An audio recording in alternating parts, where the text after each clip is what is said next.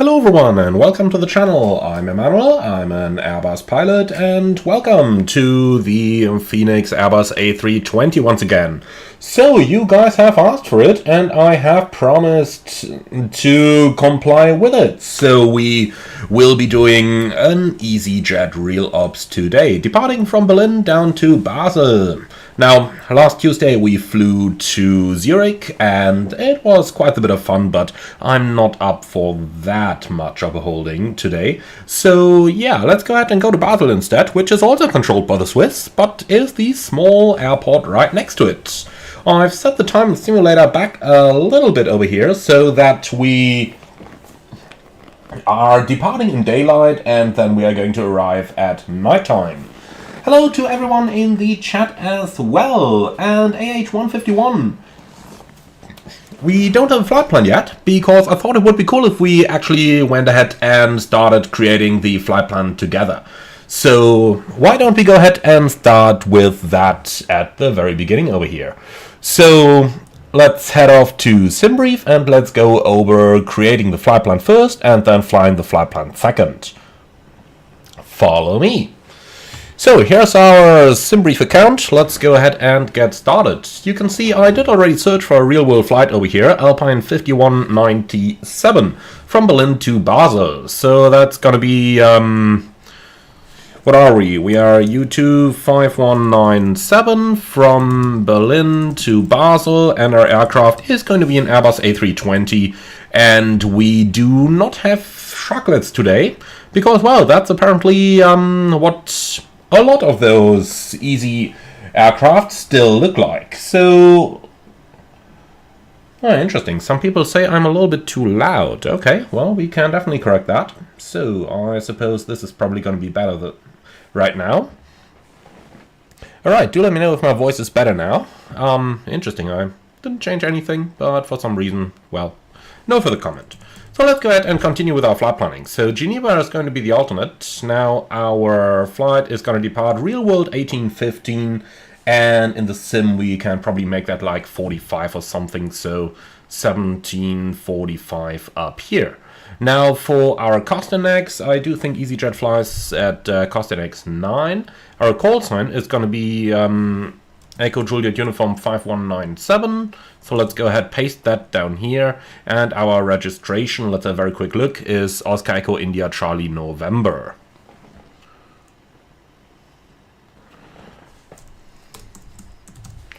Alright, that much for setting up the basics up there. And Team Simple, Easyjet flies cost index 4. 50 if you are very late. Okay, interesting. I did read some different stuff on the internet, but I tell you what, let's use cost index 4, because why wouldn't we?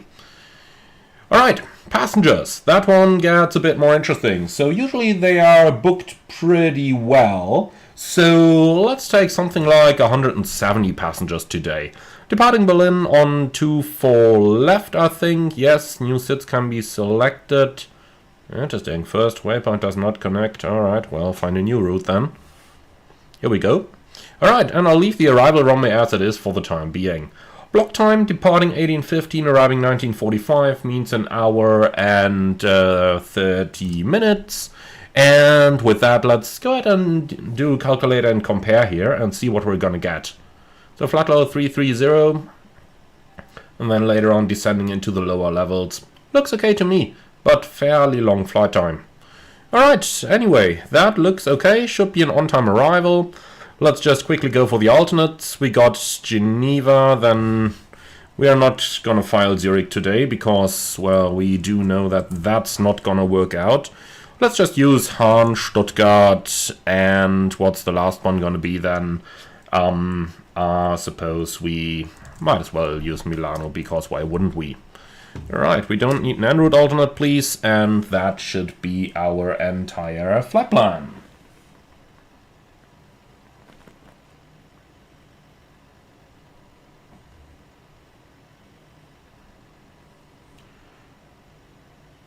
By the way, guys, do tell me if the volume of the microphone is any better now. I have now turned it down rather significantly.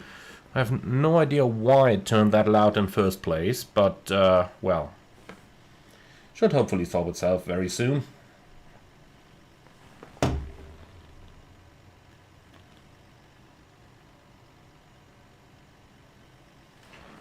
Okay, so that's our flight plan then. Well, let's go ahead and have a look into the PDF to see what we're up to.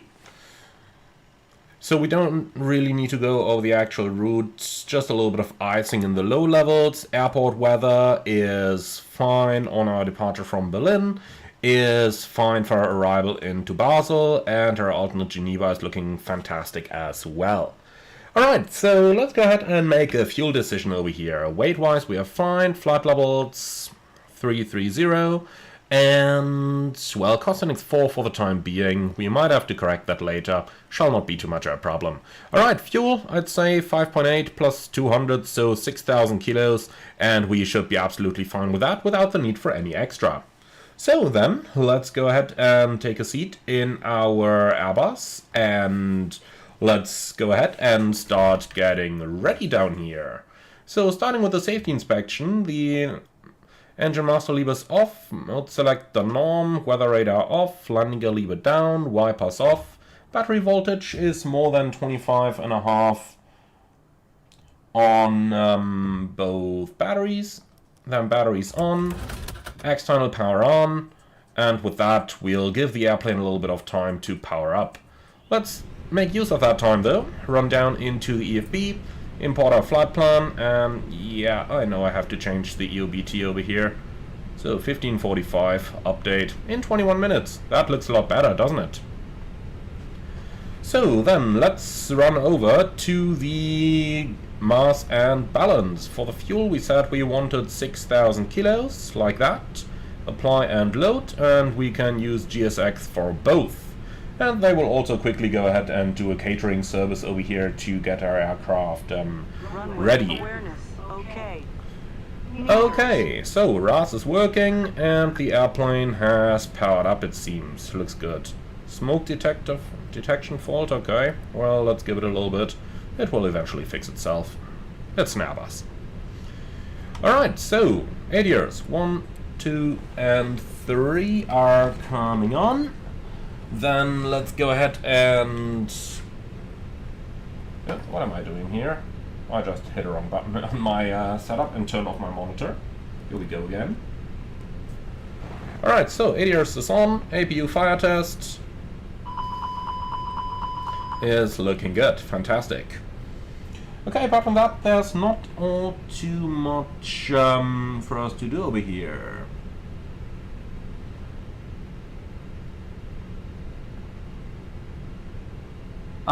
Interesting question from Team Simple in the comments.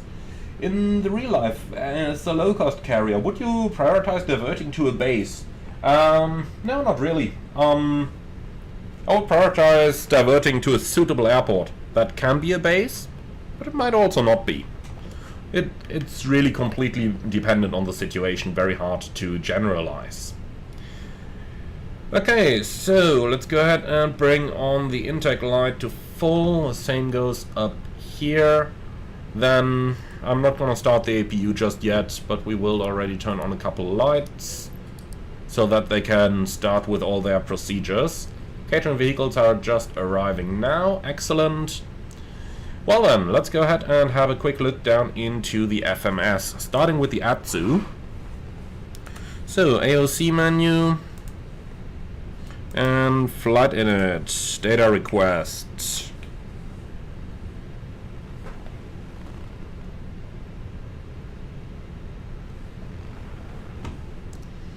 Alright, and here it is. Then let's go ahead and go for the ATIS down here. So, Berlin, departure, VATSIM sent. And then we go to data, aircraft status, A320-200, CFM56, NAVDB is up to date. Alright, and finally we'll do the init request over here. Well then, let's go back into the EFB and head to our takeoff calculator. Berlin, 24 left, synchronize preliminary load sheets, synchronize weather, and in terms of intersections, we only got the full runway, so might as well calculate that. Flaps 2 takeoff, 67 degrees flex, and rather high speeds, but everything okay. Performance limited takeoff weight is 86 tons, so that is more than sufficient. Okay, so far so good. Then let's go ahead and let's go ahead and head into the charts. We'll be using Lido charts for today's flight. And it's already pinned them automatically. Beautiful. The only one we need extra is the parking chart south. And that should be it. Perfect. Alright, so now comes the big question. Is it going to use... or rather, where can I even set? Whether it is going to use sane tensions or whether it is going to use Hoppy. Oh well, we'll find out. And Heinrich, how important are third-party airports for immersion? Wondering if I should get Aerosoft Frankfurt as the default looks kind of horrible. Honestly, I think add-on airports next to the aircraft are probably the most important of all factors you can add to your sim. I'm not using any reshade, I'm not using any filter overlays or stuff. I'm just using default simulator plus aircraft plus airport plus traffic.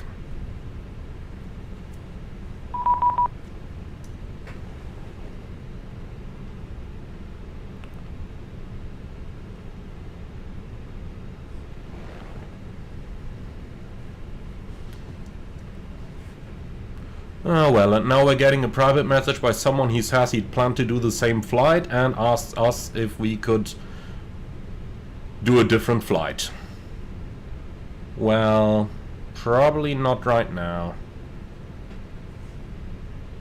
I'm sorry, but doing that on a live stream would be a little... But there was no pre-filed flight plan for this one, so...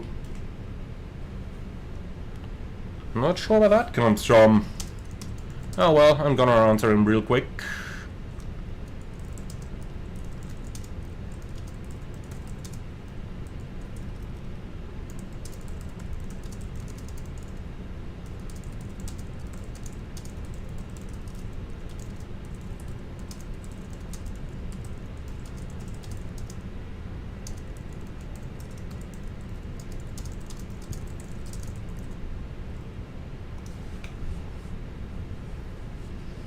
Oh well, not much we can do. That's the problem with VATSIM. It's a first come first serve thing.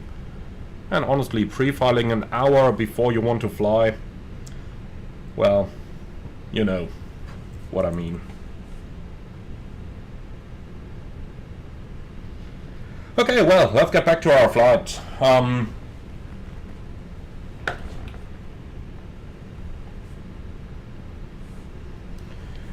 Right, so what's the next thing?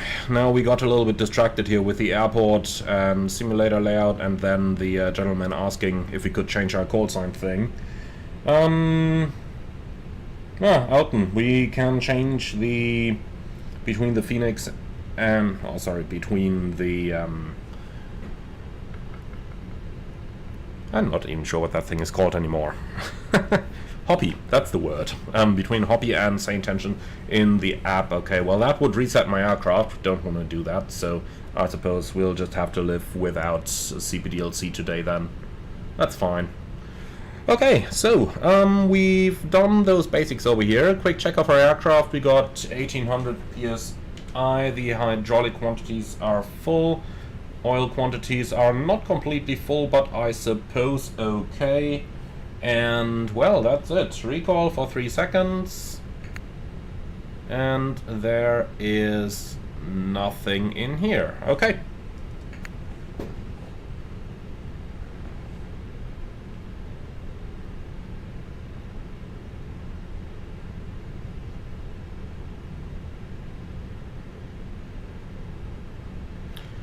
Oh boy, and now the gentleman complains again and tells me that he has a ride for the flight.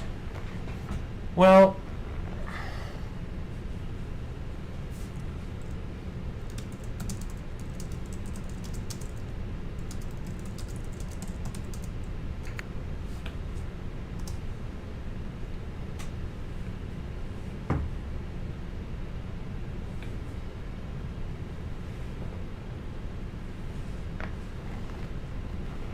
I mean, really, what can you do when someone complains like that? Alright, so, basics are done, then let's go ahead and continue with the pre-flight procedures here.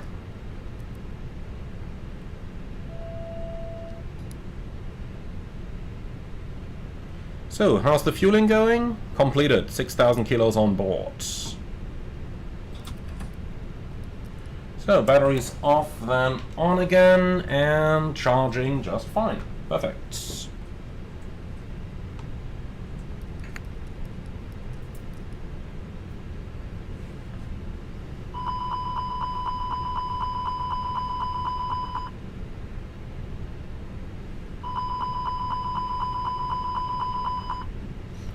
Right, so that's checked, that's checked. QNH is actually 1013 today, so not much to set over here.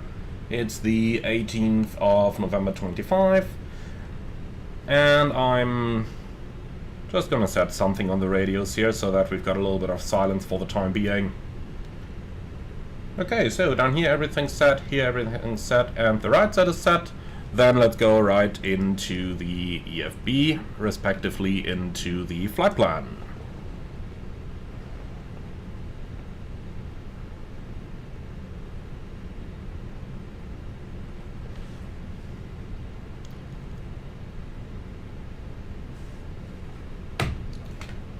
Oh god, and now that guy is getting nasty on the private chat.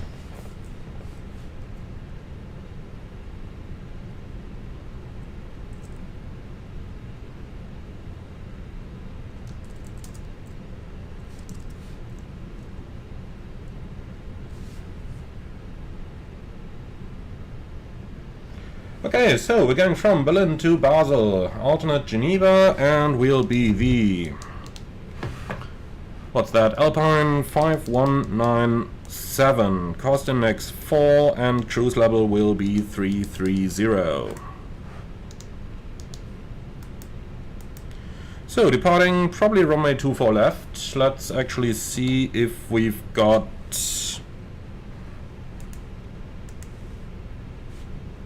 yeah, we do have an ATIS. Perfect. So, information Charlie, Zulu approaches 24 left, right, and winds 230 at 11, temperature 4, QNH 1013. So, probably gonna depart runway 24 left, I guess. And that's gonna be the key zone 1 November departure. Arriving in Basel, runway 15 for the time being, ILS Zulu approach. Coming in from Rigby. And of course we got nothing for that. Well, we're gonna fix that thing en route. I'm not really too bothered about that.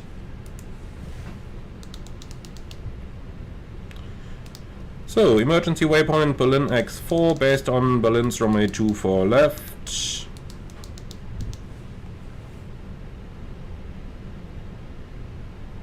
Bearing 243 and 25 miles straight.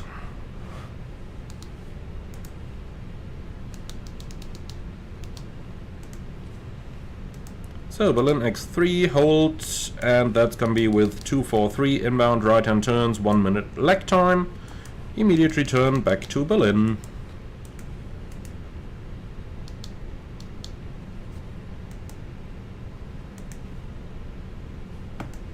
And we don't need any approach wire for that one.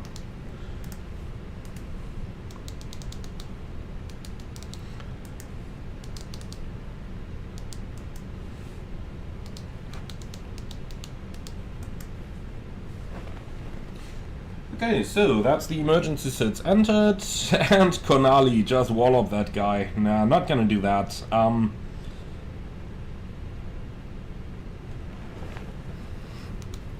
But yeah, I mean, at VATSIM, you cannot reserve flights. If you could, I would have chosen another one, but, you know, changing flight plan right within a live stream, especially when I've planned everything according to where ATC is booked and stuff like that, is not really going to happen. Okay, so zero fuel weight, 60.2, and the expected CG today is 31.7. Man, it's always the same figures with the Phoenix. That's a little bit boring. Alright, so alternate fuel 1.6, final 1.1, and 0.3 reserve fuel. So So, average wind component is a headwind of 22 knots. And now let's go for the performance figures.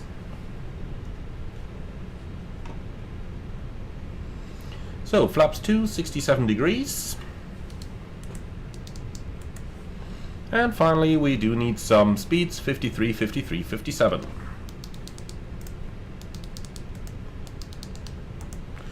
So, back in the day at my old operator, we used to fly noise abatement procedure 2 out of Berlin. Some others are flying noise abatement procedure 1. So, yeah, I suppose we are going to do noise abatement procedure number 2 then. So, lastly, we need Berlin's 2 for left. And that's it. Alright, so FMS setup is done. Then let's move up to the EFIS. So, we need constraints, VOR, initial climb. Well, let's actually have a look into the charts for that. I do think it's 5,000, might be 4 though. So, SID PT, aircraft loaded, perfect. Let's see, Kizok 1 November.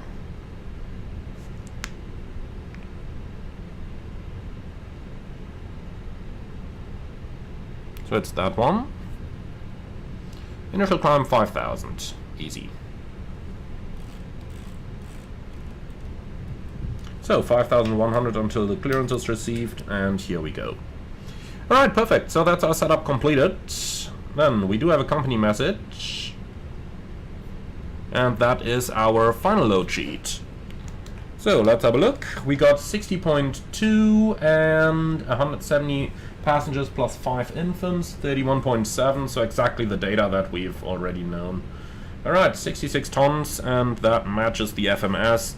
Looks perfect. Alright, lastly, let's go ahead and do a wind uplink, and that's it. And UNIP, you use Blackbox 711 for your acceleration altitudes. Do you know if they're accurate at all? Yeah, they're normally pretty good. And Charlie, we will be flying back as well. And Simao, yes, we're using Simwings. Oh, no, it's not Simwings, it's, well, it's sold through Aerosoft. Not 100% sure who the developer is. I think LimeSim? Yeah, I think it's LimeSim. Alright, so, all that good stuff is done. Then let's go ahead and do a little cross-check of our SID over here.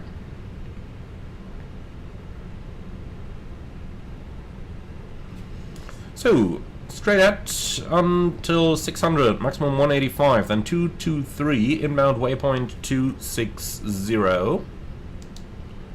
So that's what we got down here.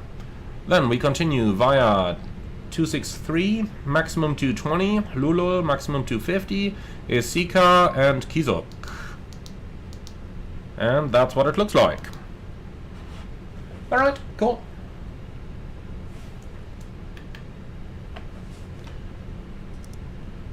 So then, let's go ahead and start the APU, and while we're doing that, we can go ahead and say hello to our guests. Liebe Gäste, einen schönen guten Abend aus dem Cockpit. Hier spricht Ihr Kapitän. Mein Name ist Emanuel und im Namen der Easyjet darf ich Sie ganz herzlich an Bord unseres Airbus A320 auf unserem Flug nach Basel begrüßen.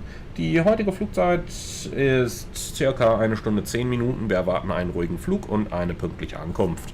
Wir bedanken uns ganz herzlich, dass Sie unsere Gäste sind. Lehnen Sie sich zurück, genießen Sie den Flug mit uns und wir melden uns dann im Anflug mit den neuesten Wetterinformationen bei Ihnen. Vielen Dank für Ihre Aufmerksamkeit. Ladies and gentlemen, a very good afternoon from the flight deck. This is your captain speaking. My name is Emanuel. In the name of Easyjet, welcome aboard our Airbus A320 on our flight to Basel. Today's flight time will be about 1 hour and 10 minutes, expecting mostly smooth flight. For the time being, sit back, relax, and enjoy the flight with us. If there's anything we can do for you to make it more enjoyable, please don't hesitate to ask any of our charming cabin crew. Thank you very much for your attention, and again, welcome aboard. Alright, so that's our passengers covered. Then let's go ahead and grab our IFR clearance. I'm going to do that by voice over here. Hello, identified, check information Delta, expect Dallas Zulu approach, runway 2 for left, descend to flight level 100 at 2,500. Glastar, welcome as a business member. Center flight level 100 at 2,550 meters greater, checking information Delta and expecting ILS. Zulu for left on the altitude. Sierra Victor Romeo 169er, descend to altitude 4,000 feet, KNH 10. Oh, it does seem a little bit busy. Descending to altitude to 4,000 feet, KNH 101 feet, here we go on. Bremen, guten Abend, Alpine 5197, information Charlie, request clearance to Basel. 5197 Bremen, hello, check information Delta, start approved, clear to Basel, Keysok 1 November departure, flight planned route, climb by asset to 5,000 feet, score 1000. Alpine 5197 will check Delta, cleared Basel, Keysok 1 November, flight planned route, climb 5000, squawk 1000. 5197, read back correct. And Guido, also a business member for 17 months already. 17 months of learning, thanks. Well, thank you very much, Guido, very much appreciated. Okay, so clearance is here, Keysok 1 November is confirmed, so that's 24 left. Initial climb therefore is 5000 and the squawk machine says 1000. So that's our clearance confirmed. Then let's go ahead and get ourselves ready for the pushback, respectively for the departure briefing. So the trim in here is valid, that's down 0.3.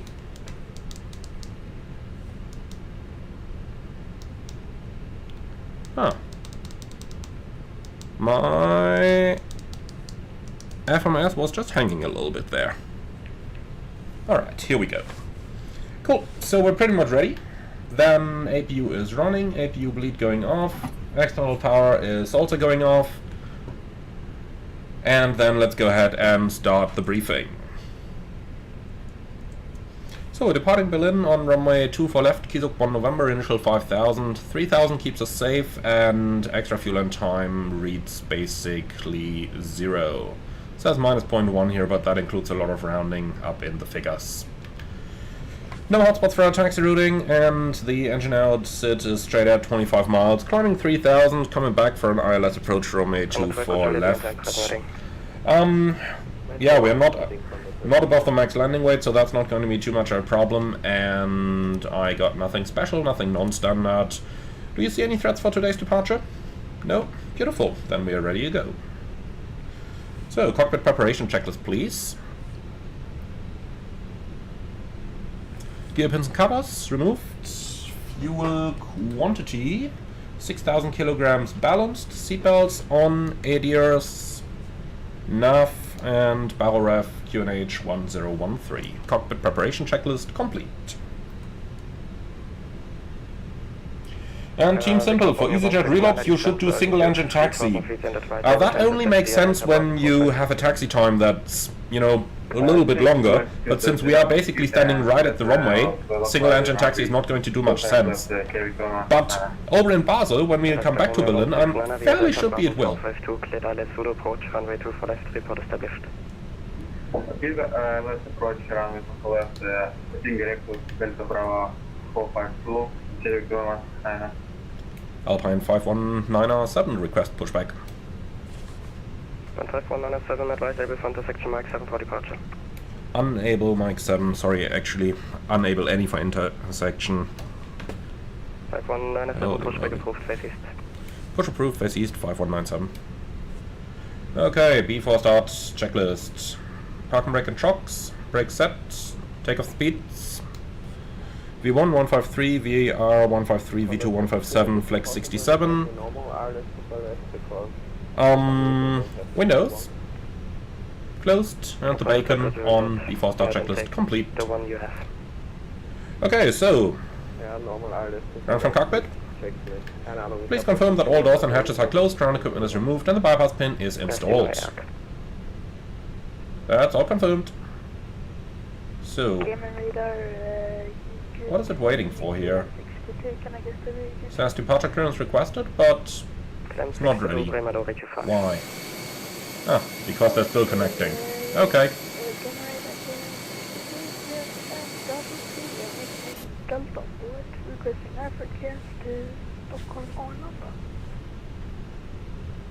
Climb 622, information Delta is correct, start approved, Flight Stockholm Arlanda via Big Po 1 Alpha. Here we go. departure. So, to the After east, Big that means Four, nose then right, to Gerga, and down the flight parking brake level is now boost, released. climb bias at to 5,000 feet, score So, start the 37 pushback, feet. and you're clear to start engines 1 and 2 in sequence. Sorry, I just lost Roger. the connection. Can you please send this by text? Sorry about that. KLM 622. Contact to Echo Juliet, descend to flight level 80. Descend to flight level 80, Contact to Echo Juliet. So, ground flight, starting engine 1. Clear 1. Roger. Engine 1 start.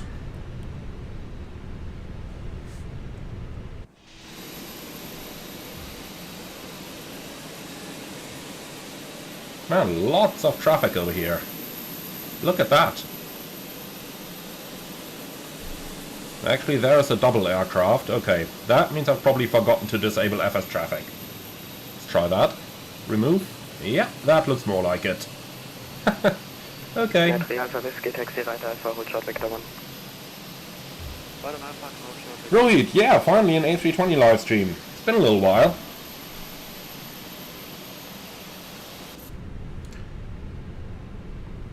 And in regards to the question whether we should do single engine taxi out, here's the problem.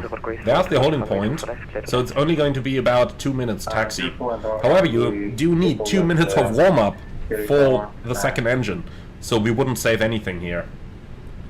Engine 2 start. It's just too short. If we had parked on the other side of the airport, then we would absolutely do it. Alright, pushback completed, set brakes. Parking brake set.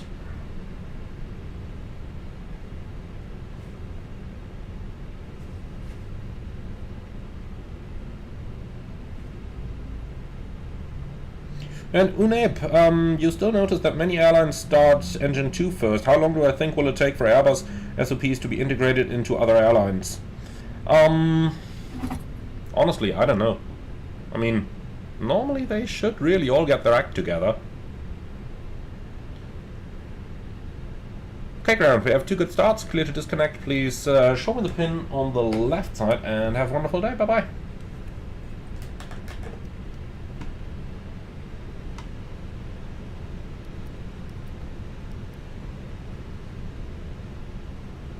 So, there's a tuck. Contact to Echo Juliet, descend to flight level 70. Now we just need the clear signal. And there is the ramp agent, including the pin. Perfect. So, that's the clear signal received after start checklist. Anti-ice off, ecam status. Just the pack. So, trim. 30.1%, radar trim, neutral, after start checklist complete. Alpine 5197, request taxi. 15197, taxi to holding point, runway 2 for left, via Echo, Bravo and Mike 8. Taxi holding point 2 for left, Echo, Bravo, Mike 8, Alpine 5197.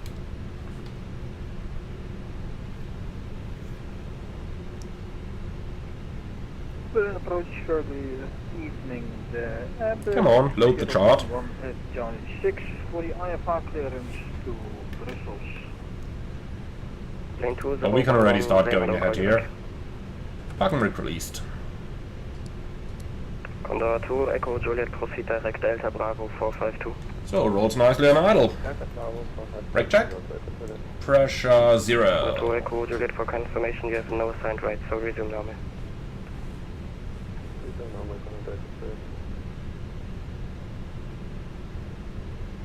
So, straight at Echo, Bravo, Mike 8.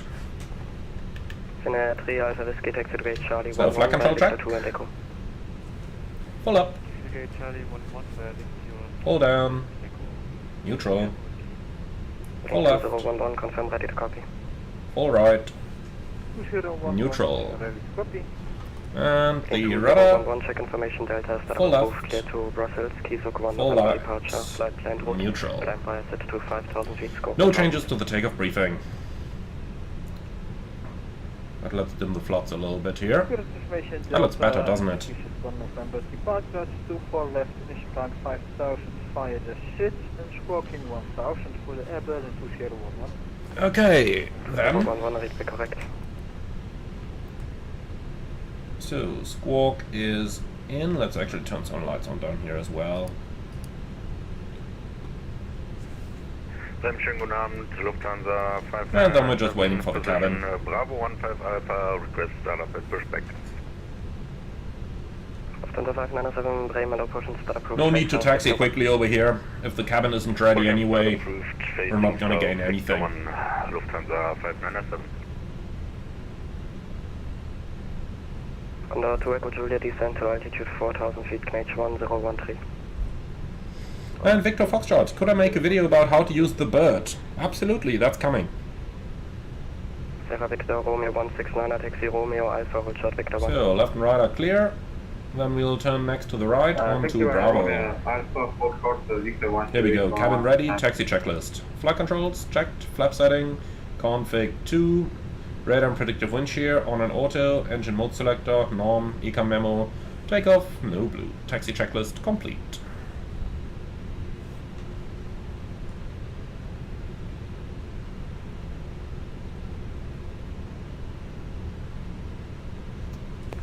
Approach Airburn 2011. Okay, right side's clear, and left side is clear. Shortly due to inbound traffic. Copy that.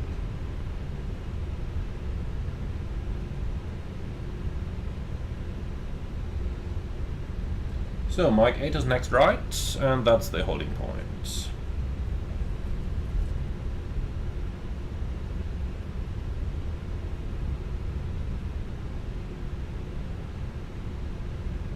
Alpha 5197, wind 220 degrees, 1 to knots, runway 2 for left, cleared for takeoff. Runway 2 for left, clear for takeoff, Alpine 5197. Condor 2 Echo Juliet, descent to altitude Okay, 3,000 feet, that via was Delta Bravo perfect. 452, cleared LS Zulu 2 for left, report is stepping. So we're clear on the approach, and we're clear on the right side. 3,000 feet, Delta Bravo 452. Cabin crew, prepare for departure.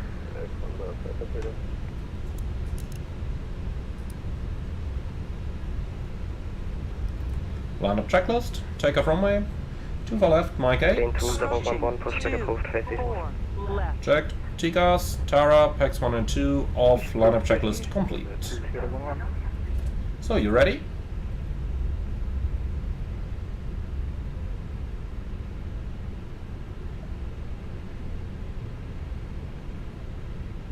Then let's make it a rolling takeoff. On runway 24 left.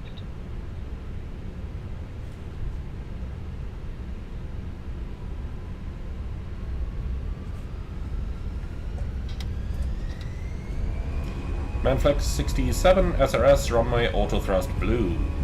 Thrust set.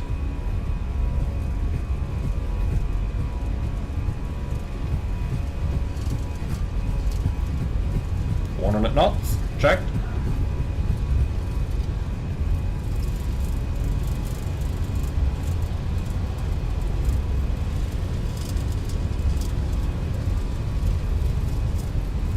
V1, rotate. Positive climb, gear up.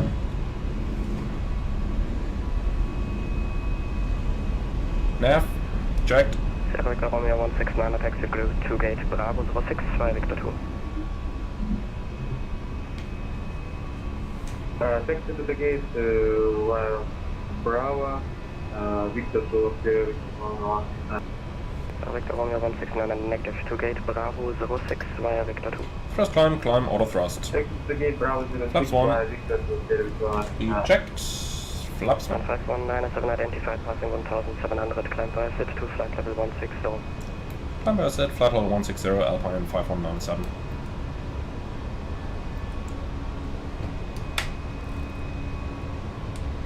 So, 160 blue, flaps 0. Speed checked, flaps 0.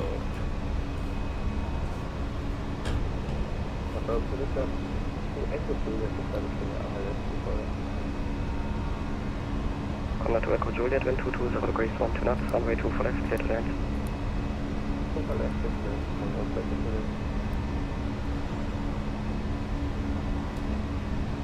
Okay, set, climb by set, that means the 220 restriction does apply for us. And well, then we're up and on the way. And Guido, thank you so much for gifting 5 memberships. With that, Paban, Stu, James, Tim, and Matt, welcome to the channel.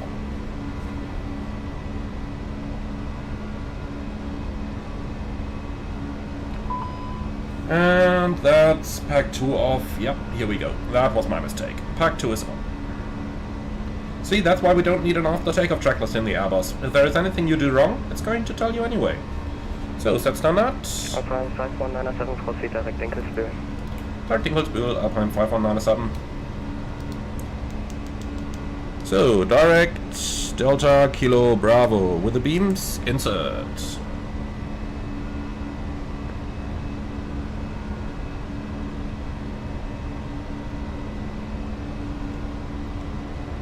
So, we might need some anti-ice here. Engine anti-ice on. And engine anti-ice is on.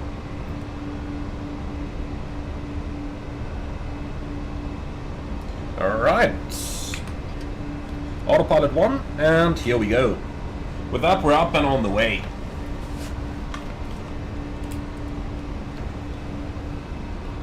Now let's see, do we really need all of those beam points? At Lufthansa 597, request taxi. Probably not. Lufthansa 597, taxi to And yeah, Charlie, absolutely. That's why I love Ecam as well. Taxi to holding point, runway 24 left side. And Bismarck, some of the Indian carriers have a thrust reduction altitude of 400 feet only. Any idea why? Lufthansa 597. Well, 400 is very low. Victor 1 Alpha, Mike 8. I think ICAO standard is a minimum of 800 feet. 597, Mann advisory, tschüss. Advisory, Alpine 5197, schönen Abend, tschüss. Alright, over to Honeycomb. Alright, so yeah, as far as I remember, the minimum thrust reduction altitude is 800, according to ICAO, so if Indian carriers are really using 400, then that would certainly be a national exception. And honestly, I wouldn't know why you would use such a low altitude. I really wouldn't. So, going through 10,000, lights off, signs. I think we'll leave them on until we're out of the clouds here. Okay, then we can use airports. Clear and copy, please.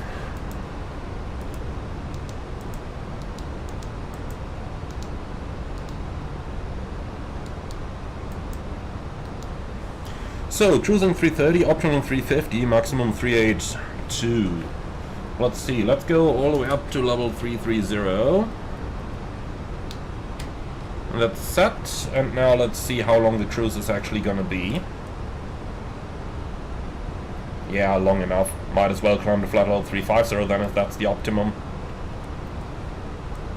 So yeah, let's do that.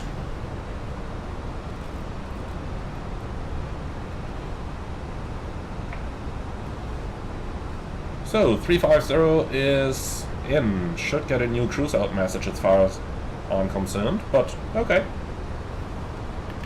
Alright, cool. So we're up and on the way. Let's go ahead and turn on some of those lights. We can also dim the annunciators. And let's also turn the floodlights off. Alright, that's looking much better, isn't it? We do try to keep the lights dim close to the ground because that makes it easier for the eyes to adapt to the outside, but now that we're up at altitude, might as well turn them up to avoid getting tired so quickly.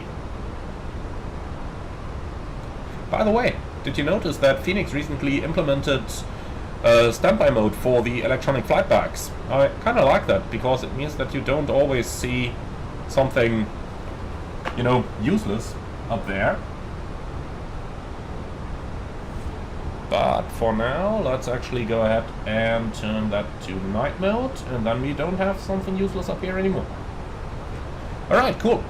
So someone asked a little bit earlier in the live stream why I decided to depart from Berlin bound for Basel. And the answer is, I did that because I wanted to arrive in Basel with ATC online. And if we look down here, ETA 04, they're gonna come online at 00. So that means we are going to arrive with ATC. And if we and once we fly back, we are going to have pretty much full ATC for the entire flight. So that was the idea of the route I chose.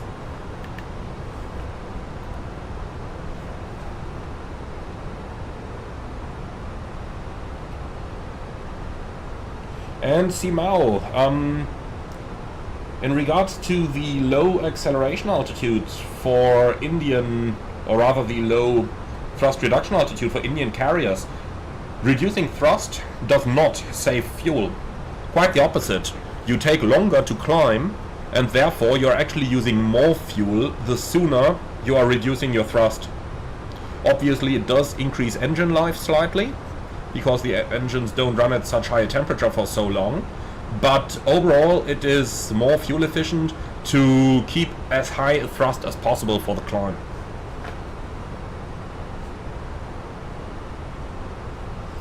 And Thomas Minne, good evening Emmanuel. Is it standard SOP to calculate and insert a new minimum when the temperature is below 15 degrees? No, but it is standard to calculate a new minimum when the temperature is 15 degrees below the ICAO standard atmosphere. So if you're on the if you're at an airport at sea level elevation and the temperature is 0 degrees, then you have to apply cold temperature correction. And I would just suggest to Google for a table. That's going to give you the easiest solution there. Alright, engine anti-ice off, and we can let our passengers stand up.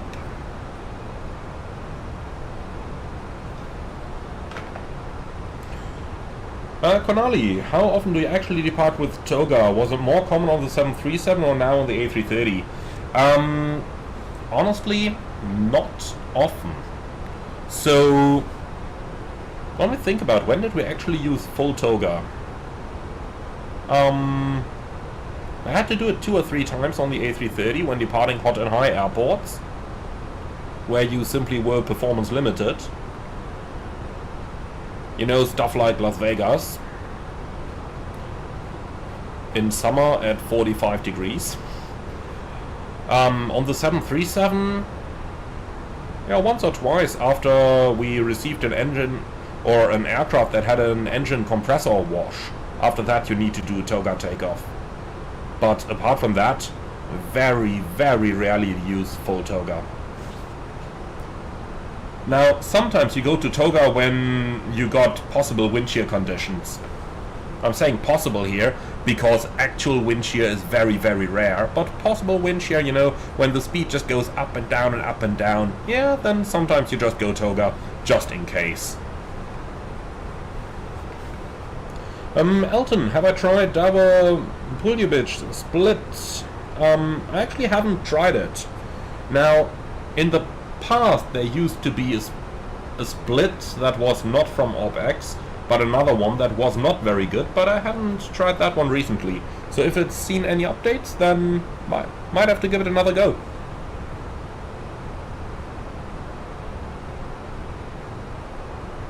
Los Davros, have I ever flown from or to Prague? Yes, my very first flight in an airliner was to Prague. It was Edinburgh to Prague back then. And then we got a 2-hour slot in Prague. Oh yeah, not gonna forget that flight. And Victor Foxtrot, when we get a direct, is any sit constraint still valid, at least the altitude? No, not at all anymore. Basically, once you are cleared once you're cleared past a waypoint, any of those waypoints restrictions would no longer be valid.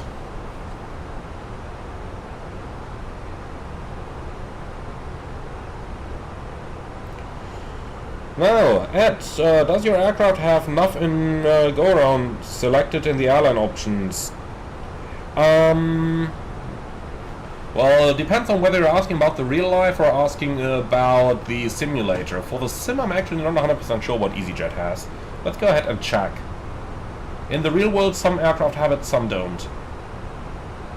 So that should be under Army, NAV and go-around. Nope, Easyjet does not have NAV and go-around. I did go to restore airline settings up here, so I should have the correct Easy settings as far as I'm aware.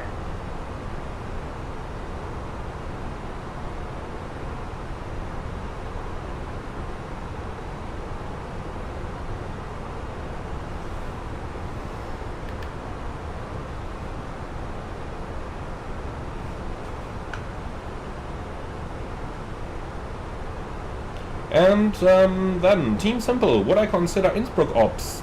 Yeah, absolutely. We will definitely be doing that this winter. Just like Salzburg, just like, what are these Swiss airports called again? Sion. We'll fly to all of them this winter. Absolutely will. Probably some of them several times even. And Mohammed Tarek, did I check about the MD-11 crash? Well, I am aware of it, but let the investigators do their work. And Ayan Khan, we cannot use flex takeoff thrust on contaminated runways. Yeah, that's true. Now, Curie, have I ever flown the A350 in real life? So far, I've done simulator sessions on the A350, and I've flown it as a passenger, but I haven't flown the actual aircraft as a pilot.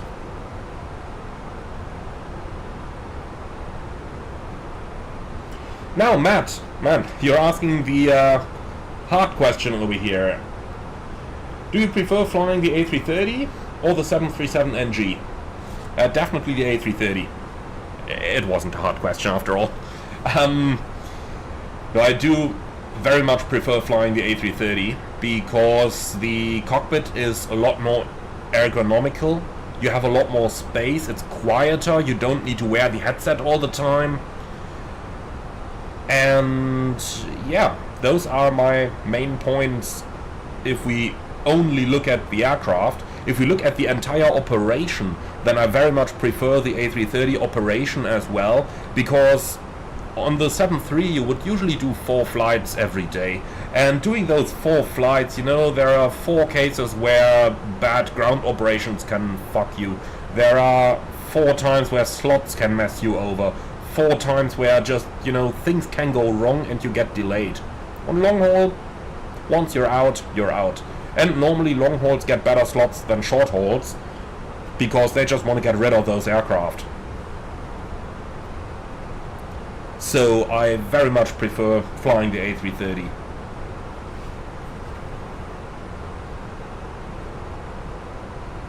And Elton, alright, I'm going to have a look at that scenery.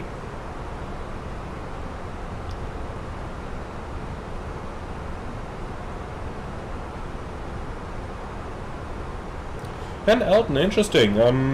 That airline config is quite inaccurate. It says SAS. Just to be sure, we are flying Easy, not Scandinavian here. And okay, looks like that livery may be configured incorrectly. Well, let's go ahead and fix it. So, can you guys tell me what the real-world Easyjet configuration looks like? I heard nothing go around is there. Ice detection not.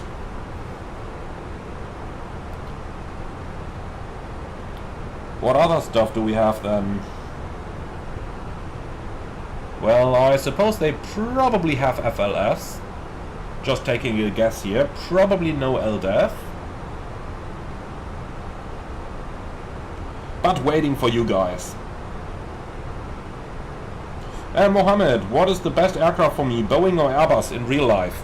I'd go for Airbus, because Boeings are nice airplanes, no doubt about that. Provided that they're not shutting down or outright losing engines, or flying you into the ground. You get where I'm going.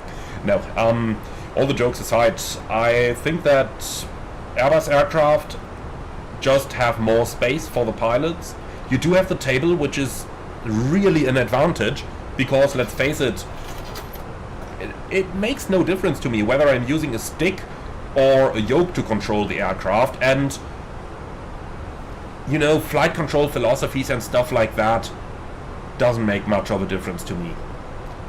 Both Boeings and Airbuses, you push forward, you go down, you pull, you go up, and eventually go down. So that really doesn't seem to make too much of a difference to me. And apart from that,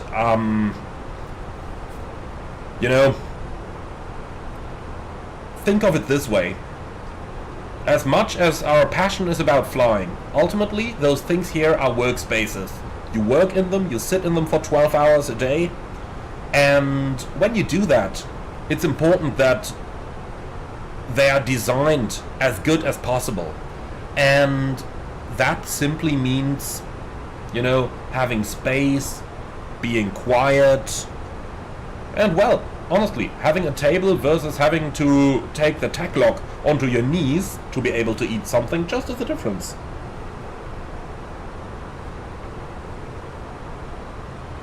Okay, so quite some suggestions there about the Easyjet config. So FLS, no. What else do we have there? Yellow hydraulic steering, yes. Nav and go around, yes. DCDU, yes, of course. DDRMI, yes. Okay, where is that one again? Somewhere here as well, isn't it? Oh yeah, DDRMI is on. DCDU is on. Okay, then, rat out, call outs. Let's go ahead and do those. So, 2500 on, 1000 on, 500 on, 50, 40, 30, 20, 10, and that's all set. Okay, beautiful. And Ion Khan, could I do a video on the foredeck model? Probably can, yeah. Alright, and I just heard brake fans as well. Alright, which are on. Perfect. And guten Abend, Kanu. Welcome to the chat. Flying close to Zurich today, but not quite into it. We don't want to be holding right down to minimum fuel today. Even though I have to say it was interesting to do last week. So we got Mach Alt Cruise and Throttle 350. Let's go ahead and chime in a quick fuel check over here. So we've already passed AUTARC. Let's see, should be in 18 minutes, 4.1, and we were there at 12, so at about 16 minutes, and the fuel at AUTARC was 4.6, so actually saved 500 kilos.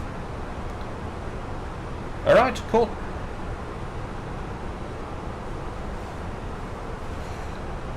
So let's just go ahead and fix up our arrival. And Team Simple, no ice detection. Okay, I think we turned that off already. Yeah, we did. Perfect. Okay, cool.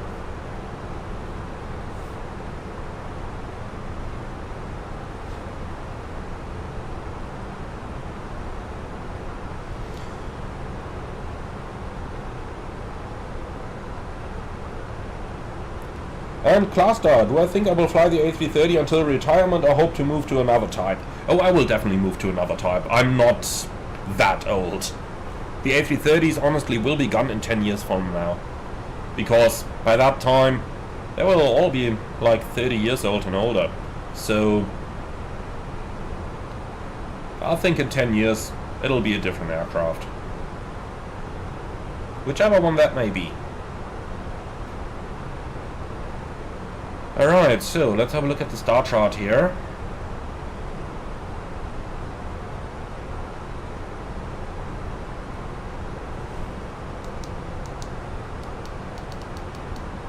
So, we've got Rick V in here already. And, well, looks like there is actually no information as to which arrival to follow from Rick V, so might as well just go. Let's see if there is any transition available from any of those.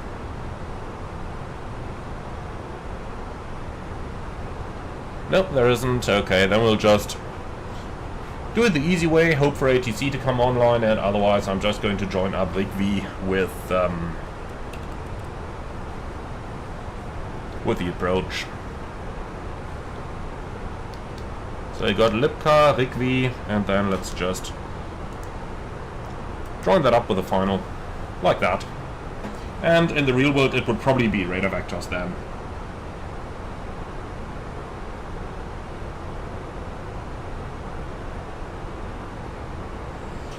And John K and Curie both asking, what A330 do you like the most, CEO or Neo?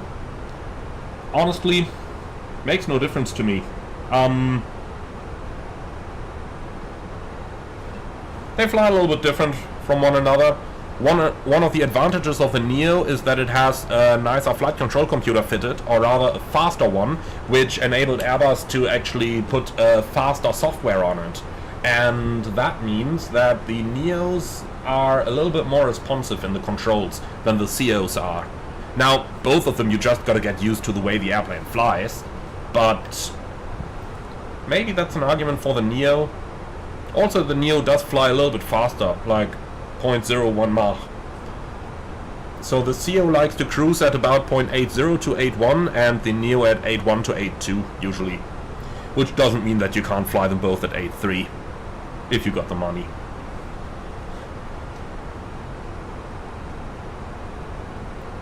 And Nathan, disregarding the usual Boeing and Airbus, is there another aircraft that you would like to fly as a pilot? Oh, I would be super interested in flying something like a Gulfstream 650 or a Global, but I would absolutely not be interested in the working conditions that you have when you fly those aircraft. So, in terms of aircraft, the high-end business jets would be super interesting. But not in terms of lifestyle and pay. Probably especially in terms of pay. The payment is just... Honestly, working conditions on those aircraft are not good. Really not good at all.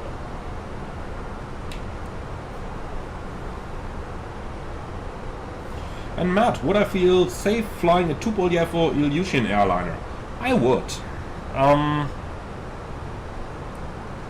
know that from a Western perspective, it may seem like something that you're not too used to, but remember that in the days of the Soviet Union, those Soviet aircraft flew millions of flight hours, and obviously there were accidents, just like there were with Western aircraft, but I do not have any reason to believe that those would be unsafe.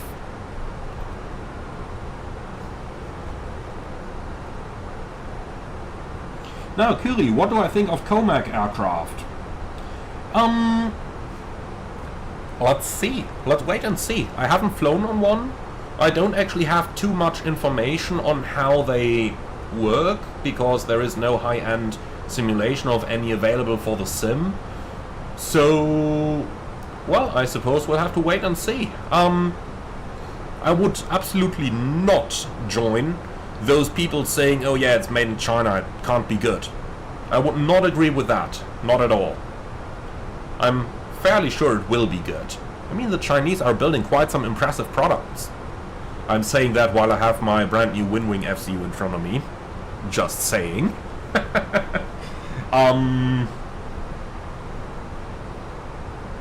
So yeah, it's gonna be interesting to see how Comac is developing and how popular those aircraft are going to get. Obviously, they have quite a lot of technology to get up to, just because Western manufacturers have so much experience. Now, interesting comment saying from Kanuvama saying French intelligence says it's basically a copy of the A320. Well, if you look at the flight deck, it looks similar, but the avionics installed in the A320 are not Airbus avionics. They're third-party avionics.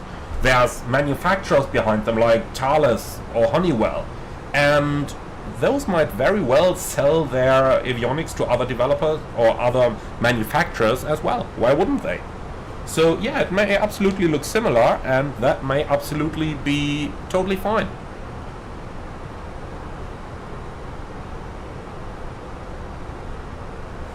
And Team Simple, what is bad about the living conditions flying the private jets? Mostly the fact that you have very little time off, or rather that you just spend a lot of time away from home. So many private jet companies have rosters like 17 days on, followed by 10 days off or something the likes. Some offer 17-13, NetJets is really good though. 7 on, 5 off. That's good. That's really good. That's one thing. Then there is the second, and that's the pay scale. They often are really paying badly. I can't overemphasize that. A lot of business jet operators are paying a captain money that a first officer gets in the airlines. So I think my current payment or my current salary is quite a bit above what many captains get on business jets, even many seasoned captains get on business jets. And Elton, do I have a wing throttle on pre-order? No, I don't. Because it just arrived today. But you haven't heard that. That's gonna be for a future video.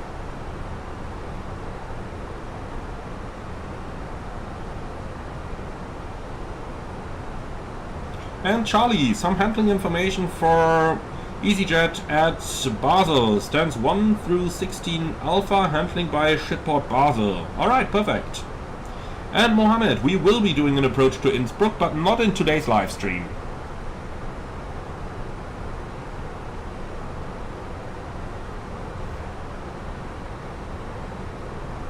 Aaron, for an autoland on the A320, what do you put in the baro box?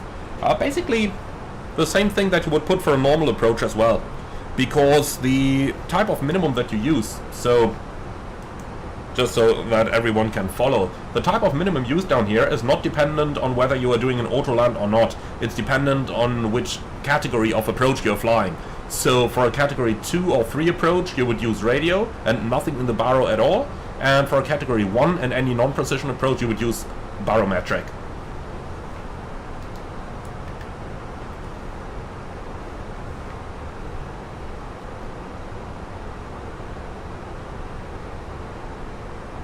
And Elias, you are right about the guys in the US sometimes earning $3,500 per day, but they are self-employed. You're right about that. But the problem is they will probably only do 2 or 3 flights a month. So yeah, you do make that much per day, but you're not flying that much. So the overall salary, especially when we're looking at the United States, you know, the top level salary for airline captains is something around $700,000. So if we do calculate that, 700,000 divided by 365 days a year is $1,917 US per day. And that's for 365 days a year. Those self-employed business pilots who make, you know, $3,500 they may only fly, you know, 50 days a year.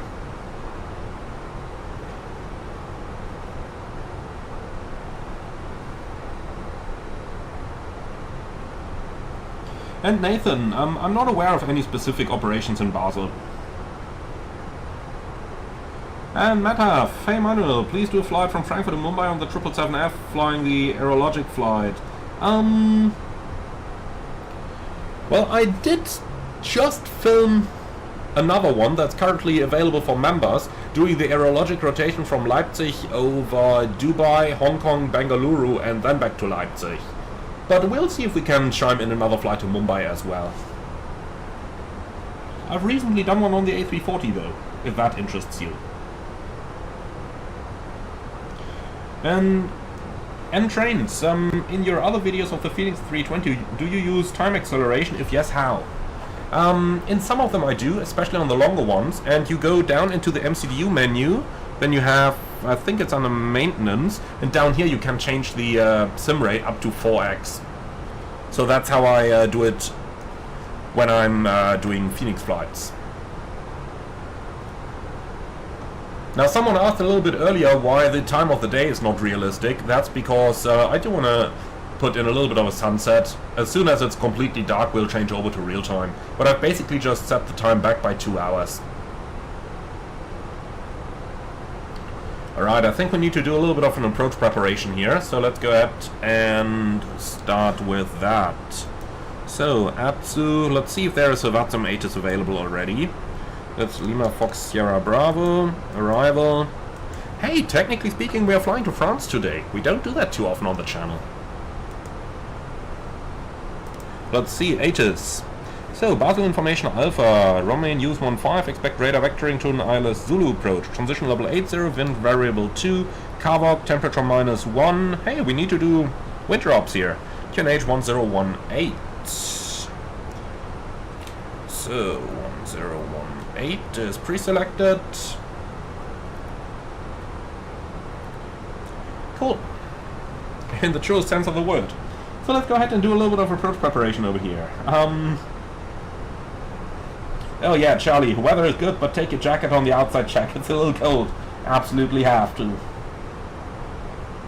And Elton, did I hear you say you have Wingwing FCU or MCU when you were saying China makes good stuff? Oh yeah, you did hear that. Yes, this is my very first flight with the Wingwing FCU. Wasn't supposed to say that, but FCU is fine. That thing is on public sale. Can't say that. Alright, cool. So let's go ahead and do a little bit of an approach preparation over here. We'll be flying an ILS approach. Let's see, 4.1 is the minimum, and since we are arriving with negative temperatures, that means we have to do a little bit of a cold temperature correction. Now, let me pray that I didn't change the image yet. Nope, here it is.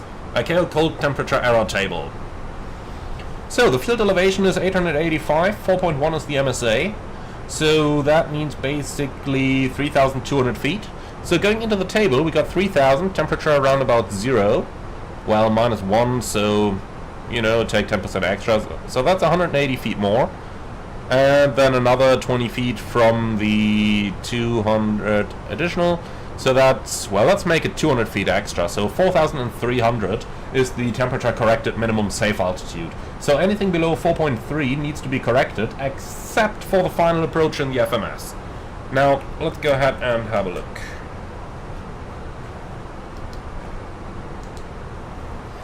So, we must not correct anything that includes the 3 degrees or the approach path down here. So basically speaking, we are not going to touch the center fix, we're not going to touch the final fix. We are going to touch the missed approach, provided that we notify ATC. So the 4,000 actually needs to be corrected over here. So that is going to become 4,200. So /- 4,200.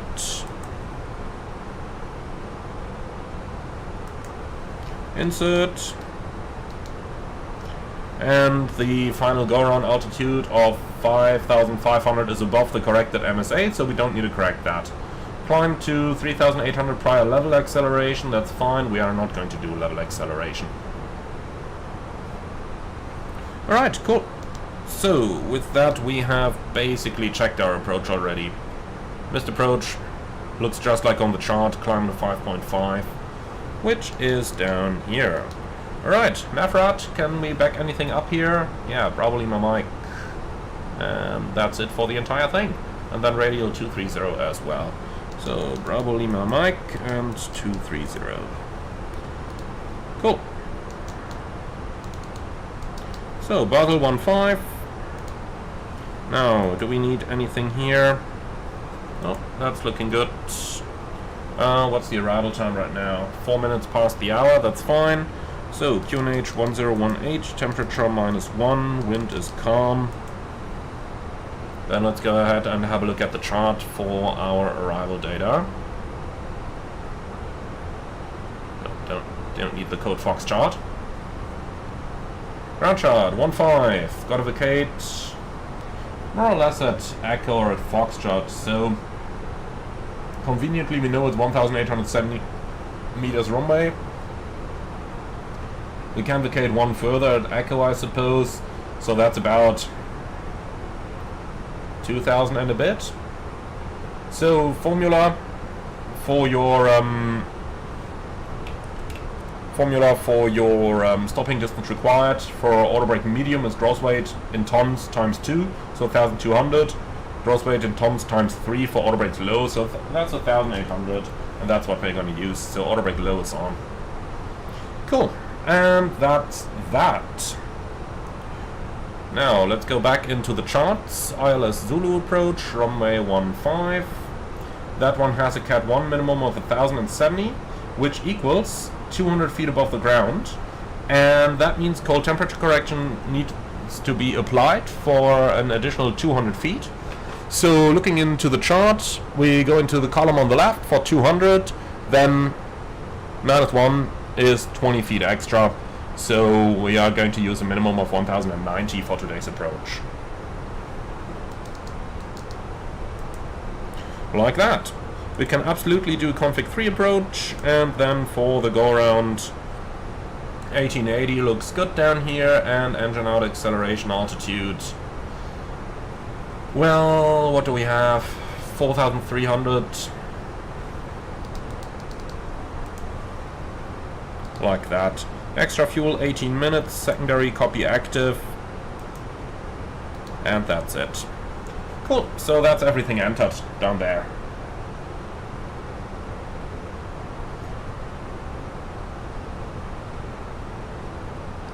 So, I think that's pretty much anything we needed to do for the setup. So let's go ahead and start the approach briefing. And by the way, let's make it a little bit darker over here. Probably not that dark. Something like that. That looks amazing, doesn't it? Really nice weather today. I like that a lot. Alright, cool. Then let's start with the approach briefing, please. So, MSA 4300, and we will fly radar vector ILS Zulu, approach runway 15, minimum 1090, including temperature correction, and the go around straight ahead right turn, join the DME arc, climbing 5,500, which is above the corrected MSA. Extra fuel and time, as you've just said, 18 minutes, 600 kilos. So we'll fly a flight director guided ILS approach config 3. I tell you what, we'll actually fly raw data ILS approach config 3. Idle reverse, auto brakes low, vacate the runway to the left hand side. We do have brake fan installed, so that will make anything easy in regards to brake cooling. Even though, honestly, the outside air is probably going to cool it more than enough at -1 degree. Right, apart from that, I've got nothing special, nothing non-standard, and threats for the arrival. Well, terrain is a little bit of a threat here, with hills up to 1,528 here, but it's around 600 AGL, so we're going to mitigate against that. But we will be using the terrain display on your side, and I'm probably going to go into terrain on my side as well, because, well, it's cover K. I'm not going to need that weather radar, but I'll do that a little bit later. Okay, any questions on the approach briefing? No? Wonderful, that's our briefing completed then. Liebe Fluggäste aus dem Cockpit hier, Kapitän mit einem kleinen Update. Wir werden in den nächsten 5 Minuten unsere Reiseflughöhe verlassen, beginnen dann unseren Sinkflug in Richtung Basel. Die verbleibende Flugzeit jetzt noch circa eine halbe Stunde. Das Wetter in Basel derzeit relativ kalt, klarer Himmel und heute windstill bei -1 Grad. Wir bedanken uns herzlich, dass Sie heute mit Easyjet geflogen sind, wünschen Ihnen einen schönen Aufenthalt, gegebenenfalls eine gute und sichere Weiterreise und freuen uns, Sie bald wieder an Bord eines von unseren Flugzeugen begrüßen zu dürfen. Vielen Dank für Ihre Aufmerksamkeit. Ladies and gentlemen, good evening again from the flight deck. Here I am, Captain, with a small update on our flight. We will leave our cruising altitude in about 5 minutes and start our descent towards Basel, where we expect to be landing in approximately half an hour. The weather in Basel at the moment, temperature of -1 degrees, clear skies and calm winds. Thank you very much for choosing Easyjet for today's flight. We hope you enjoyed it as much as we did and look forward to welcome you again on board of future service.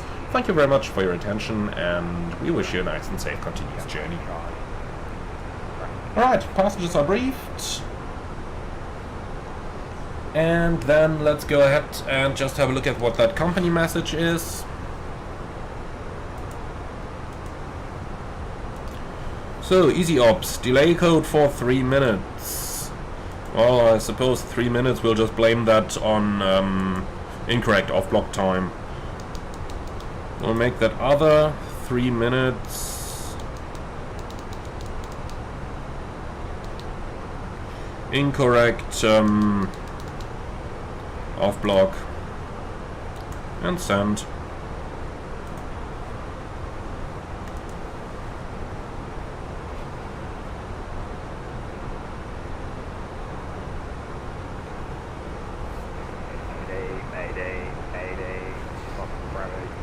Someone with a Chinese-looking username, my apologies for not being able to pronounce that properly, would they really ask you for 3 minutes of delay? Oh yeah, they would. Any delay. But up to 3 minutes can just be put on incorrect off-block time on the A-cars, and that's it. Ooh, look at that. Someone's pouring a chemtrail out there. There he is.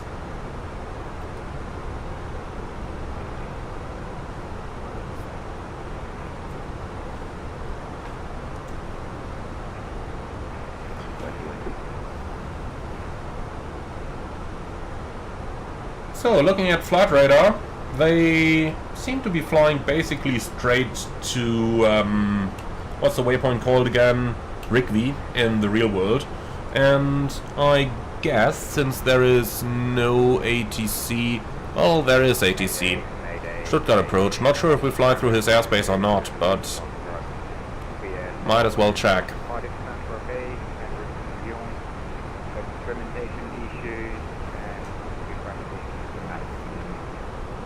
I suppose we're just gonna fly direct to Litvy anyway. Or to Rigby, that's what it's called. Right, direct Rigby, insert. And that means topper descent reached, so let's go ahead and start going down. We'll start with something like flight level 150 at first here. Thrust idle descent, alt flight level 150 blue. More drag. No, you don't need that. Instead, what you're gonna get is more speed. Let's do 270. That should easily put us on a profile. Yep, look at that. Suddenly we're 700 low. Let's make that 265. Mayday, Mayday, Mayday, Fox Bravo, Tango, Zulu, Foxtrot. 500 low. Yeah, catching up with that. Good. Central base in Lyon. We have instrumentation issues. We're using the Mike Charlie requesting exit.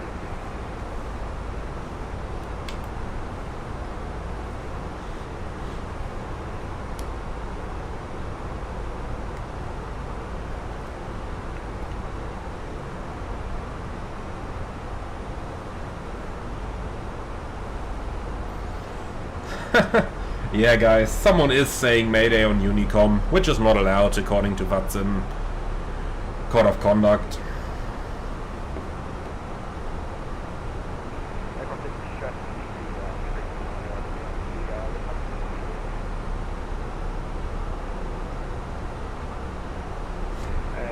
Bravo, Tango, Zulu, Foxtrot. We have implementation issues with speed or while currently. Oh, lovely, the guy has an unreliable airspeed. That makes it interesting.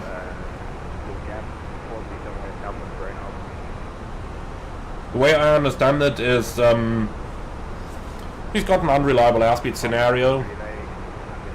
So, yep, best of luck.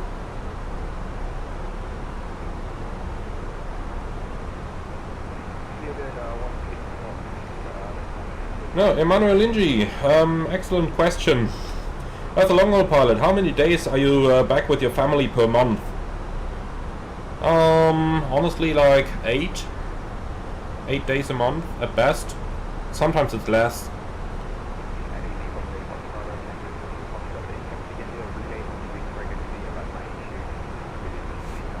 Just checking, is he in uniform or is he in guard? Let's just see when he talks next. He's on guard frequency with that Mayday. Ha! Okay. I'll tell you what, we'll turn that down.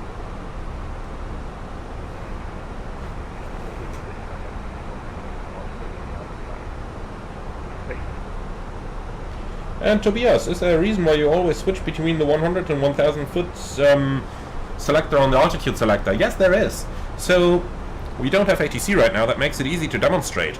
So, why do I constantly switch this one around between 100s and 1000s? That actually has a very good reason. And the reason is, if you're in 1000s, let's say our cleared altitude is 15,000 feet, but for some reason we are touching the selector while we're dialing something else in, it changes like that. Suddenly you see 14,000. That is not immediately suspicious, because 14,000 may very well be a cleared altitude that you could expect from ATC. But if you're on steps of 100, and now you're touching it, 14,900, that is definitely something you're going to notice, because that is not an altitude that ATC is normally going to clear you.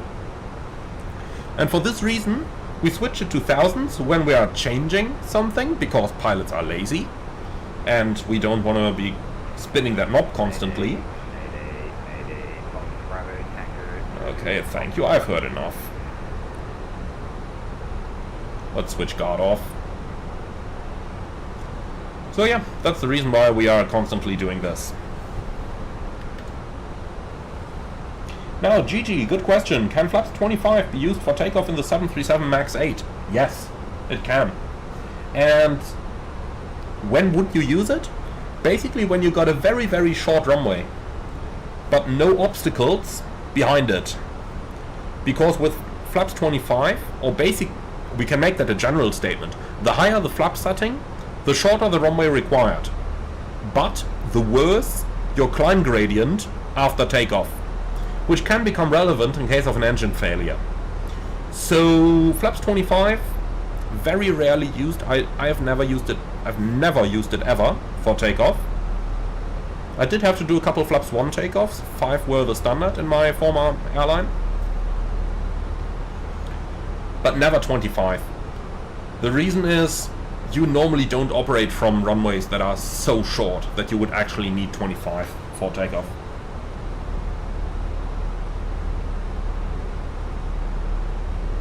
Jean-Francois, hi, welcome to the chat.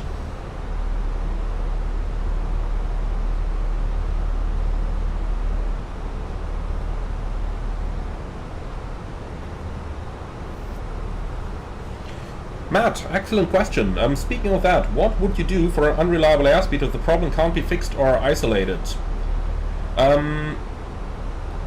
Your suggestion is not going to work. Subtract headwind and wind speed from ground speed? No, that's not going to work. Because you are not going to get a reliable wind indication. The problem is, in order to calculate the wind, your IRS or your ADRU needs a speed input. So basically, when you have unreliable airspeed, your altitude is also unreliable, your wind is unreliable, your true airspeed is also unreliable. The ground speed works since it comes from the IRS.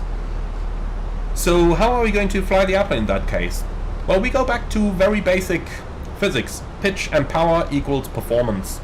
So if we take the memory items of the A330, for example, then it tells you if the unreliable speed happens on takeoff, you're going to go pitch 15, toga power. Once you reach an altitude where you can start accelerating, it's going to be pitch 10, climb power. And when you're above 10,000, pitch 5, climb power.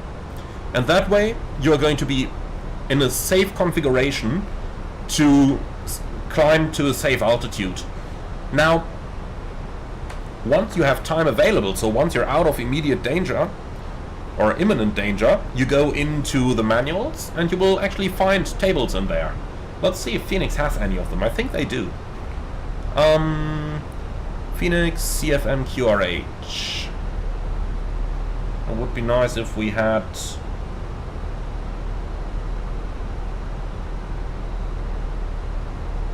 Yeah, here we go. So it should be under nav. Oh, it's not indexed. Okay. Well, that means it could take a little while to actually find the correct pages, but let's just go down here for a bit. See if we can find it.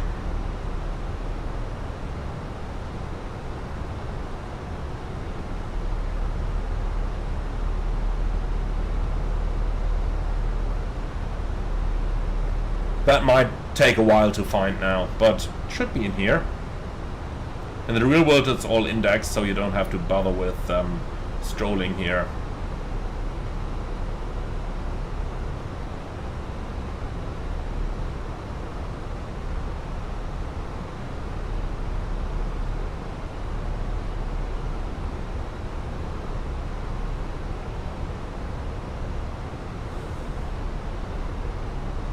Here we go, unreliable speed indication.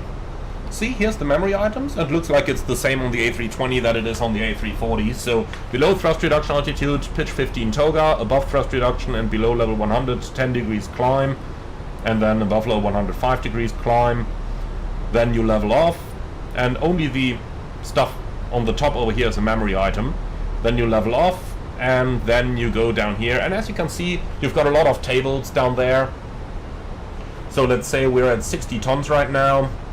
We're in config, we're in clean configuration. We are below flight level 250, we pitch 4 degrees, and then at level 100 we go for 60% N1. That would give us 225 knots. And then we can check if any of our 3 indications is going to work. And well, either it is or not.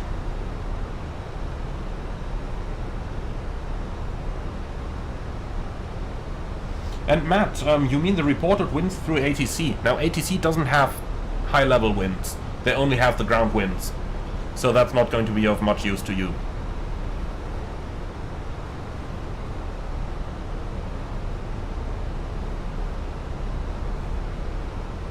So, parking charts.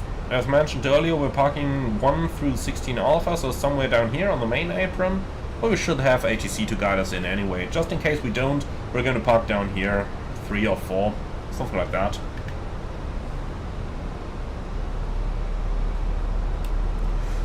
Alright, weather is definitely not an issue. Terrain on.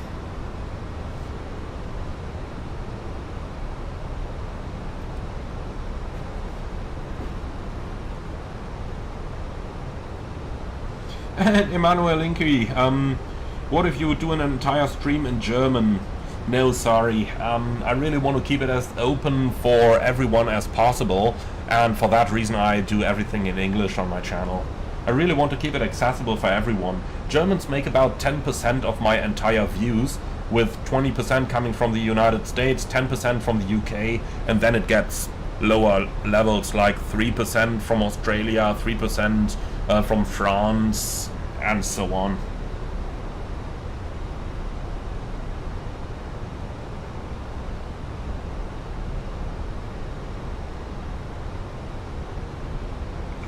Sierra Charlie, when do you decide if the dome lights should be illuminated, dimmed, or turned off? Basically, let's put it that way. When we're parked on the stand, lights on, maximum level. Once we've gotten the clear signal from ATC, or sorry, from the ground crew that the pushback's completed, the pin is removed and stuff like that, then we turn them off because we want our eyes to adapt to the outside. And the same is the case right now, where we are descending into the destination. If it's really bright, so if your eyes are adapted to really high brightness levels, it takes about half an hour for your eyes to completely adapt to the darkness. So adapt your flight deck lighting schedule, if you want to call it like that, to that. Alright then, let's continue our descent. Go down to, say, 10,000. I tell you what, might as well just go down to 5. Alright, set QNH. QNH 1018 cross check, passing 15,900 now.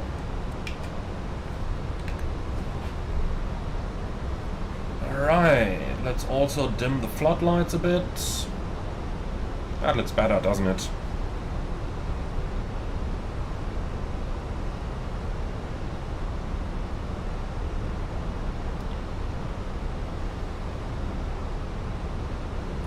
And Yannick, yes, the A320 does have the backup speed scale as well, however it's an optional piece of equipment.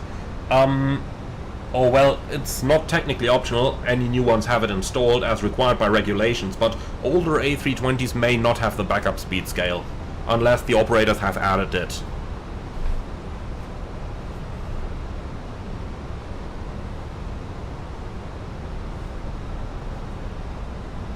Decadius, hi, excited to say I've just been offered a full-time aircraft maintenance contract at a local flying school. This is my dream job, so I'm super excited to start. Congratulations, Decadius, that's really, really great to hear. I really love hearing anyone who actually makes it into their dream job in aviation. So congratulations, man. Keep us posted how it's going and how you like it.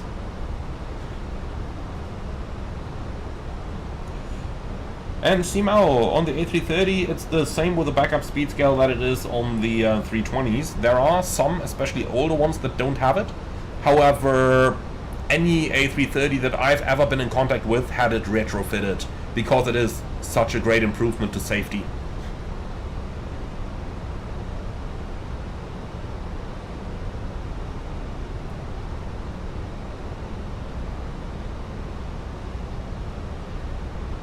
And Valentino, as far as I'm aware, Fly-by-Wire does not plan to support simulation rates over X4 on the A380.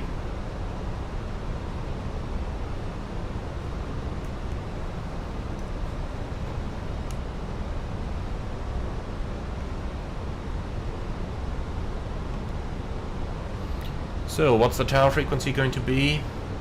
18.3, might as well pre-select that already.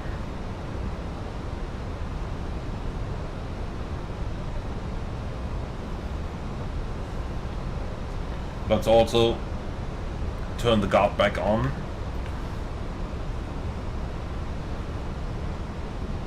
Alright, so officially we are going on radar vectors here, so let's go left heading 200.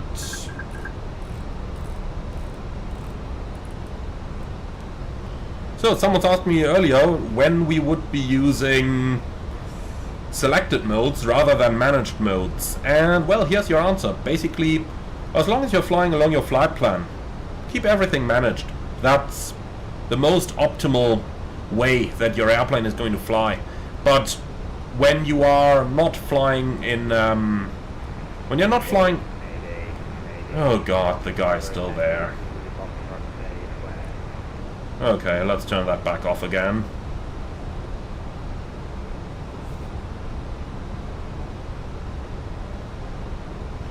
Okay, yeah, so when you're not flying along your FMS route, then you gotta be using selected modes. Also, when you do plan a temporary deviation from your FMS profile, then you would be using selected. Versus if you plan a long-term deviation, then just program the FMS for it. And Matteo, greetings to Toronto. And Elton. Yeah. I do like to do it occasionally. Not all the time. Because, you know, it takes time. And I'd rather be sleeping that time. So, going through 10 over here. Light signs, we've got constraints. And LS is selected. Alright, so GPS primary, accuracy high, start select on norm. Then let's do the approach checklist.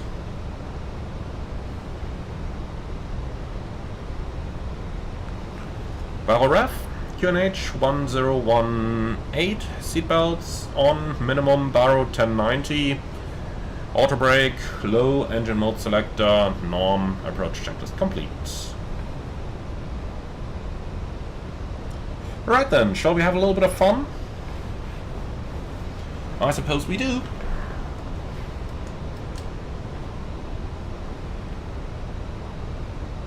And if I can actually find the autopilot disconnect switch, here it is. So, manual flight. Manual thrust. Flight directors off. Bird on.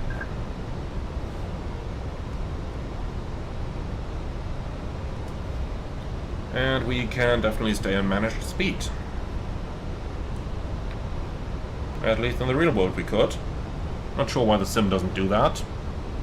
Yeah, well, extend center line from the center fix, and let's see, runway heading is 152, so 332 is going to be the radial in, like that. So, managed speed. Now it works great. Cool.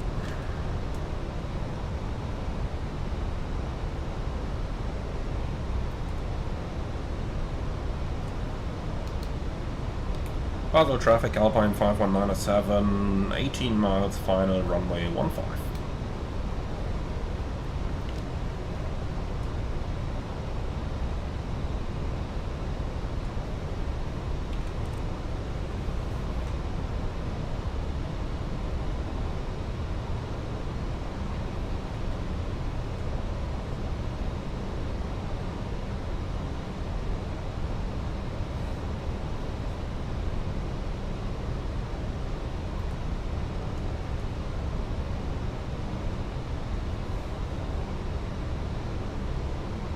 Flaps 1, speed checked, flaps 1.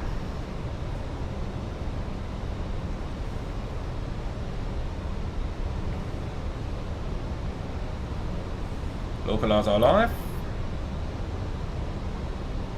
Set runway track 152.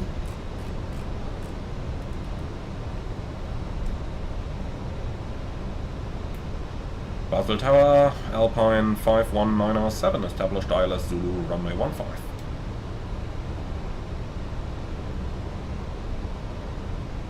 Alpine 5197, Basel Tower, good evening. Wind 230 degrees 4 knots, runway 15, clear to land. Runway 15, clear to land, Alpine 51907. Alright, a little bit fast here.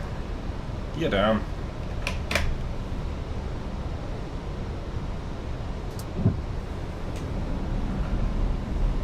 And got glide slope capture.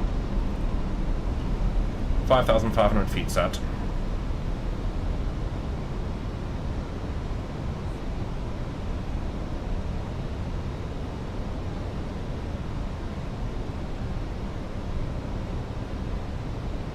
And Matt, yes, I have encountered GPS jamming, and honestly, it's a non-event. People are making so much fuss about it, but it's really a non-event. But ask me again on the flight back, and then we can talk about it in a little bit more detail if you like to.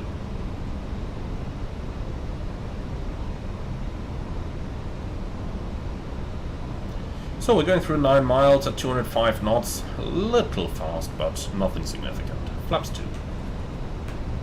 Speed checked. Flaps 2.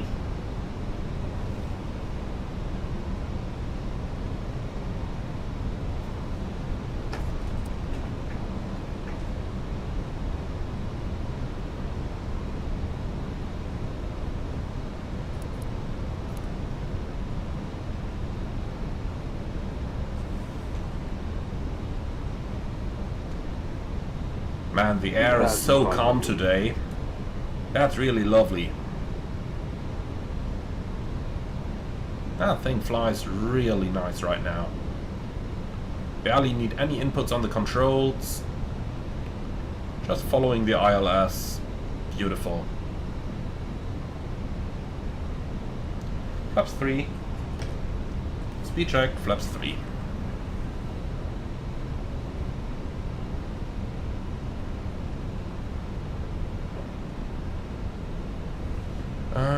Why does it say flaps full down here?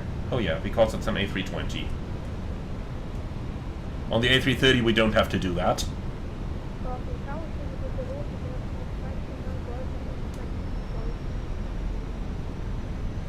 Landing checklist. Ecam memo, landing no blue. Landing checklist complete. Airhop 53 Mike Golf, Basel Tower, good evening, hold position, calling back.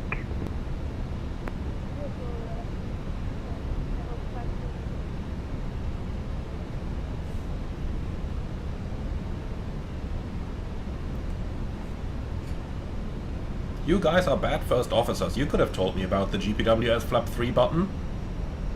That we forgot it? Nobody listens to my approach briefings, huh?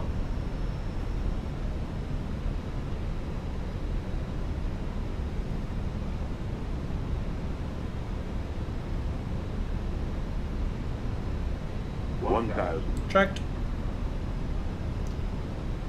So, the city is on the left there. Officially we are in France right now, but Germany and Switzerland are just around the corner. I do believe the border is actually exactly within the terminal.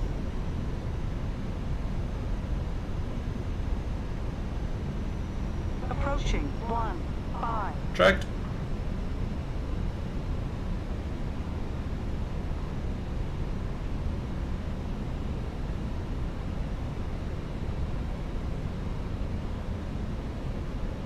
So, all the checklists and everything are completed. 500. Copy 53, Mike Golf. Behind landed Airbus 320, line up runway 15, intersection Check. Golf and wait behind.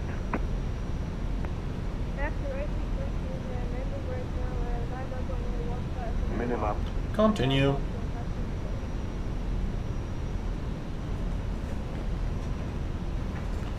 So, approach lights seem unserviceable here.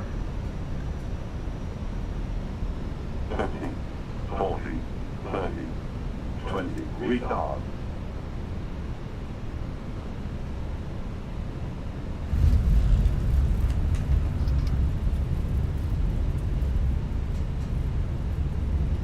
Spoilers, reverse green, decel.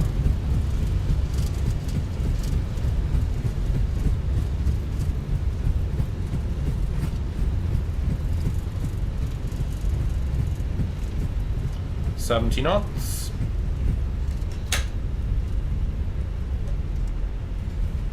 Manual Alpine brakes. 5197, exit next taxiway to the left, Echo.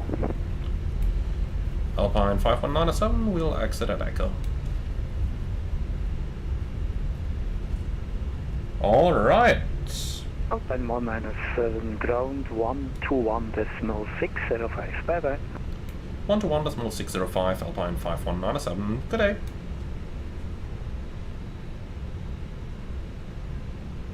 So, Copy 53, Mike Golf, wind 230 degrees 4 knots, runway 15, intersection Golf, clear for... good evening, Alpine 5197, runway vacated. Alpine 5197, last ground, good evening, welcome. Taxi to gate 26 via Echo straight ahead. Gate 26 via Echo straight at Alpine 5197. Okay, so Echo straight at gate 26. That's not what Elton suggested, but if that's what ATC wants, then that's what ATC gets.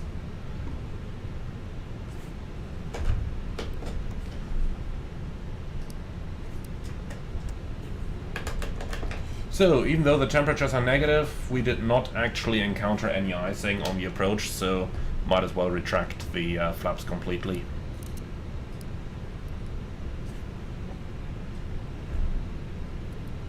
Come on, airplane.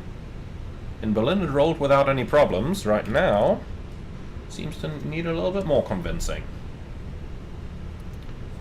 So, after landing checklist, radar and predictive wind shear off, after landing checklist complete. Come on, man. This is significantly uphill, is it?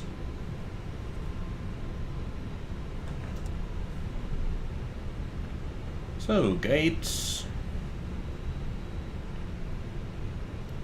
26. Follow me, no thanks. Handling by shipport. And here we go. And Elton, I think you said we would realistically park at gate 1 through 16. What the fuck? Last ground, Leipzig 255, Sternwetten Army Terrace, Boeing 738 on that 34. Enough, rot out 1 and 2 forward. Requesting Alpha flight. Yeah, guess why? Come on, man. What the hell? 255, Basel ground, sorry, Marco, schön bist da. Information Bravo is current, runway I think we're 15, stuck in this little ditch Initial over there. via Oh god, can we power out of this?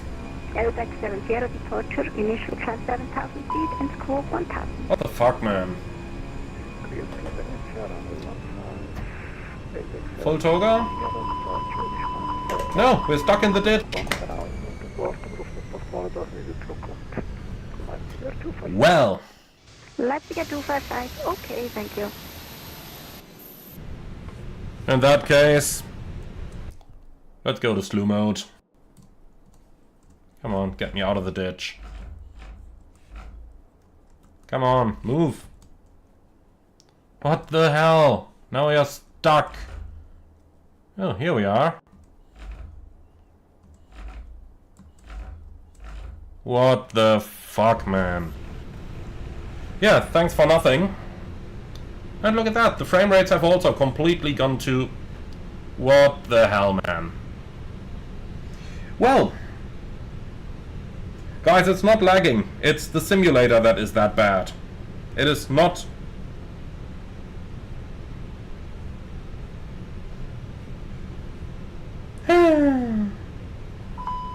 Guys, what you see is actually what I see here. Yes, the frame rates are down to 0.